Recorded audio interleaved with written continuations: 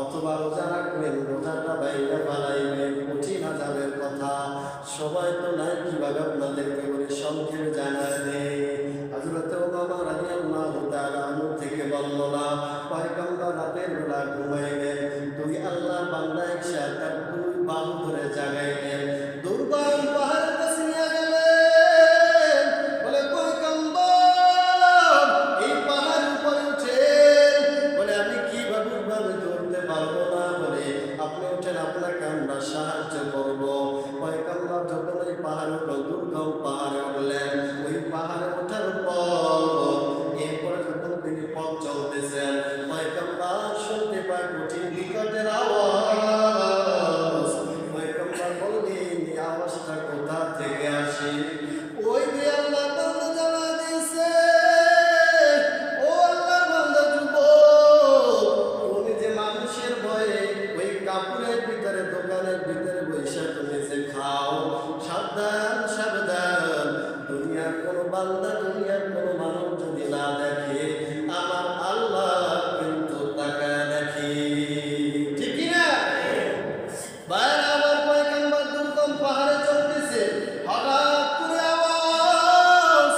পয়গম্বর বললেন, এটা কিসের আওয়াজ? তখন ওই দুই আল্লাহর বান্দা জানা দেয়, ও পয়গম্বর, এটা হলো ওই আওয়াজ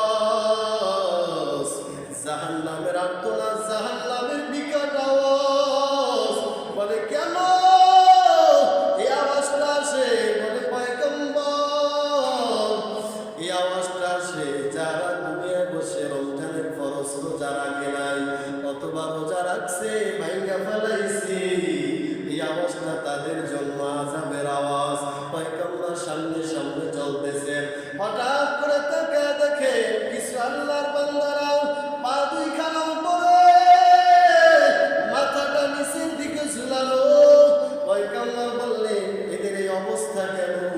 পয়গম্বর আবার যখন তাকাইলেন, তখন তাকায় দেখতেছেন দুই গালির পাশ দিয়ে করাত দিয়ে আঘাত করতেছে। বলে আবার যখন তাকায় দেখে রক্ত ঝরতেছে।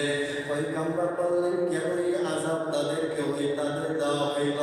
তখন পয়গম্বরকে দুই আল্লাহর বান্দা জানা দেয়, ও পয়গম্বর, এই আযাব যারা দুনিয়ায় বসে রোজা রাখে নাই, যারা রোজা রেখে ভাঙ্গা ফেলাইছে, রমজানে রোজা রাখেন না ইচ্ছাকৃতভাবে, অসুস্থ আল্লাহ পাক আপনারে দেয় নাই, আপনি সফর অবস্থায়ও নাই, আপনি স্বয়ং সম্পূর্ণ সুস্থ, কিন্তু আপনি রোজা রাখেন না, অথবা রোজা রাখছেন রোজা ভাঙছেন,